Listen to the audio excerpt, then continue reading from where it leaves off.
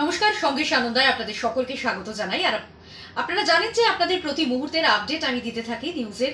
যদিও আজকে যে গুরুত্বপূর্ণ নিউজটা আপনাদের সামনে আমি তুলে ধরবো তা হচ্ছে পাক গুপ্তচর সন্দেহে আপনারা জানেন জ্যোতি মালহোত্রাকে গ্রেফতার করা হচ্ছে সম্প্রতি। হরিয়ানার ইউটিউবার জ্যোতি মালহোত্রাকে গ্রেফতার করা হয়েছে এবং তদন্ত চলছে, কিন্তু বেশ কয়েকটি তথ্য ইতিমধ্যে উঠে এসেছে। আপনারা জানেন যে যেভাবে আমরা দেখেছি যে বারবারই কিন্তু এরকম একটা সন্দেহ ধরা পড়েছে, এবং যেভাবে জ্যোতি মালহোত্রা যে ইউটিউবার তার ভিডিও ব্লগে বিভিন্ন রকম ছবি উঠে এসেছে, বিভিন্ন রকম ভিডিওর সন্ধান পাওয়া গেছে, এবং সেখান থেকে তদন্তকারীরা বলছেন যে একবার নয়, কলকাতায় বহুবার এসেছেন জ্যোতি মালহোত্রা। এবং শুধুমাত্র কলকাতা নয়, জেলার বিভিন্ন জায়গায় অর্থাৎ রাজ্যের বিভিন্ন জায়গার ছবি ভিডিও তার এই ব্লগে পাওয়া গিয়েছে। যেমনভাবে কলকাতায় এসেছেন তেমনভাবেই কিন্তু উত্তরবঙ্গ থেকে শুরু করে নদিয়ার বিভিন্ন জায়গায় তিনি গিয়েছেন, এবং সেখানে গিয়ে কিন্তু যেসব ছবি বা যেসব ভিডিও তিনি ব্লগে উঠে এসেছে, সেখানে কিন্তু তদন্তকারীদের সন্দেহ হচ্ছে যে এই যে ভিডিও ব্লগ তার আড়ালে কি তথ্য পাচার করতো জ্যোতি মালহোত্রা পড়শি দেশে, অর্থাৎ পাকিস্তানে কি বিভিন্ন রকম তথ্য পাচার করতো জ্যোতি মালহোত্রা।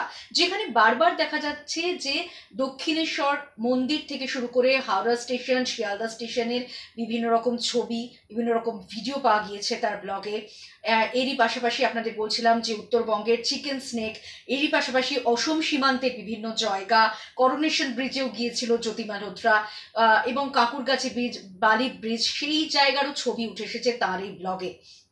অর্থাৎ শুধুমাত্র কলকাতা নয়, এবং কলকাতায় একবার নয় বহুবার এসেছিলেন, তিনবার কলকাতায় এসেছিলেন, পাকিস্তানেও গিয়েছিলেন দুবার।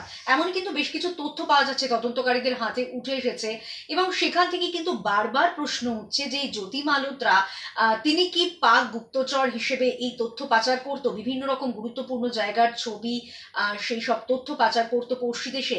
এমনই বেশ কিছু সন্দেহ দানা বাজছে, রহস্য দানা বাজছে, বিভিন্ন রকম তথ্য উঠে আসছে। এবং কলকাতায় এসে ব্যারাকপুরের একটি নামী বিরিয়ানির দোকানে গিয়েছিলেন, এবং সেখানে তার সঙ্গে আলাপ হয়েছিল বাংলার আরেক ব্লগার সৌমিত ভট্টাচার্যের সঙ্গে, এবং সেখানে তারা বিরিয়ানি খেয়েছিলেন দুজনে একসঙ্গে। তারপর সেখান থেকে একেবারে ব্যারাকপুর থেকে চলে যান তারা শেওড়াপুলি ঘাট, এবং সেখান থেকে ট্রেনে চেপে লিলুয়ায় গিয়েছিলেন একটি বিয়ের অনুষ্ঠানে যোগ দিতে।